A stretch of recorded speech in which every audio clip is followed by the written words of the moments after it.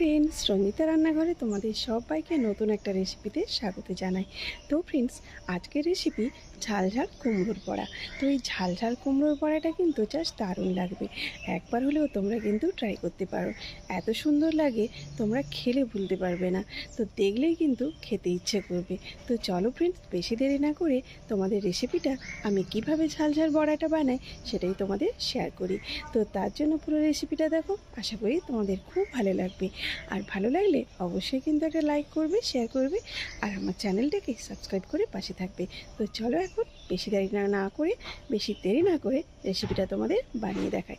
তো চলো ফ্রেন্ডস, মিষ্টি কুমড়োর পকোড়াটা যে বানাবো তার জন্য দেখো কুমড়োটা এখানে আমি গ্রেট করে নিয়েছি। প্রথমে এর মধ্যে আমি দিয়ে দেব হাফ চামচ মতন লবণ। তো লবণটা দিয়ে আমি একটু মেখে নেব। তো এইভাবে একটু হাত দিয়ে মেখে নিতে হবে, দিলে কি হবে, কুমড়োটা একটু নরম হয়ে যাবে। তো লবণ দিয়ে মেখে নিয়েছি। এবারে দেখো কি সুন্দর কুমড়ো, লবণ দেওয়ার সঙ্গে সঙ্গেই জাস্ট একটুক্ষণ মাখাতে দেখো কি সুন্দর কুমড়োটা নরম হয়ে গেল। তো এবারে আমি এর মধ্যে দিয়ে দেব গোটা জিরে সামান্য একটু, আর দিয়ে দেব একটুখানি লঙ্কার গুঁড়ো। তারপরে দিয়ে দেবো এতে হাফ চামচ মতন আদা রসুনের পেস্ট।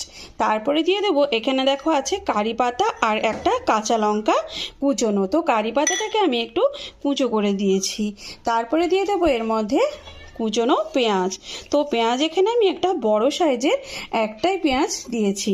তো পেঁয়াজটাকে একটুখানি হাত দিয়ে আমি ভেঙে নিলাম। তো এবারে পেঁয়াজটাকে দিয়ে আবার এবারে একটু মাখিয়ে নেব। তো কুমড়োর সঙ্গে একটু মেখে নিতে হবে। তো ফ্রেন্ডস, তোমরা যদি এইভাবে একটু কুমড়োর কে গ্রেট করে পকোড়া বা এইভাবে চপ বানাও, তো দেখবে দেখলেই খেতে ইচ্ছে করবে, এত সুন্দর টেস্ট হয়। একবার বানিয়ে তোমরা ট্রাই করতে পারো।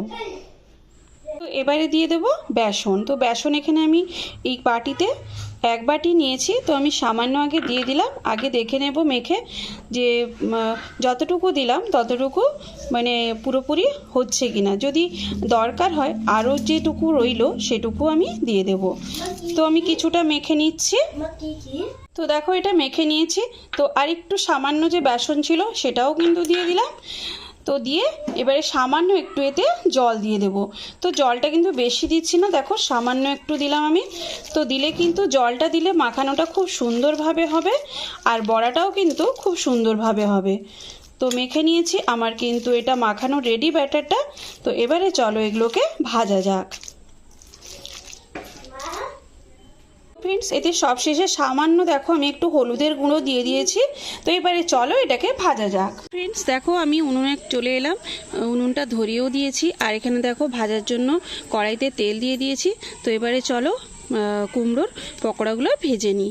আর এখন তো উনুনেই আমি এখন কম বেশি তোমাদের ভিডিওগুলো শেয়ার করছি, কারণ এখনও পর্যন্ত গ্যাসের সমস্যার সমাধান হয়নি।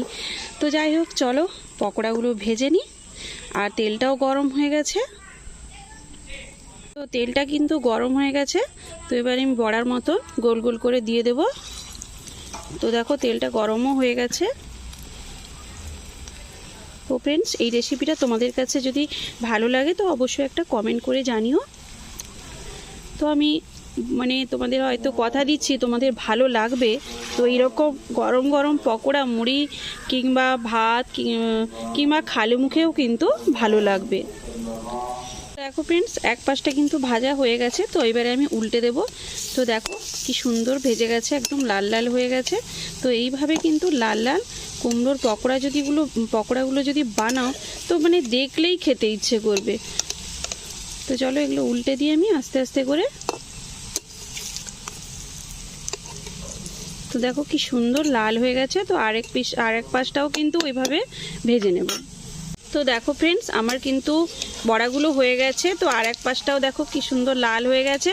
তো এবারে আমি বড়াগুলো তুলে নেব। তো বড়াগুলো তোমাদের একটু তুলে দেখাই। তো দেখো কি সুন্দর হয়েছে, এই যে দেখো কি সুন্দর হয়েছে, হ্যাঁ দেখেই খেতে ইচ্ছে করছে না। তো চলো এগুলো প্লেটের মধ্যে তুলে নিই আমি। দেখো ফ্রেন্ডস, এই বড়াগুলো আমার ভাজা হয়ে গেছে। তো প্লেটের মধ্যে তুলে নিয়েছি এখানে। আর এখানে দেখো আর যেটুকু বড়া বাকি ছিল সেগুলো আমি কড়াইয়ের মধ্যে দিয়ে দিয়েছি। তো সেমভাবে আমি ভেজে নেব এগুলো। ফ্রেন্ডস দেখো আমার কিন্তু কুমড়োর বড়াগুলো বানানো হয়ে গেছে। তো এটা কেমন হয়েছে একবার তোমাদের ভেঙে দেখাচ্ছি। তো এটা এতটাই টেস্টি হয়, তোমরা যদি এই রেসিপিটা যদি না বানিয়ে খাও তবে টেস্ট কিন্তু কোনোদিন জানতে পারবে না। তো দেখো কি সুন্দর হয়েছে দেখতে।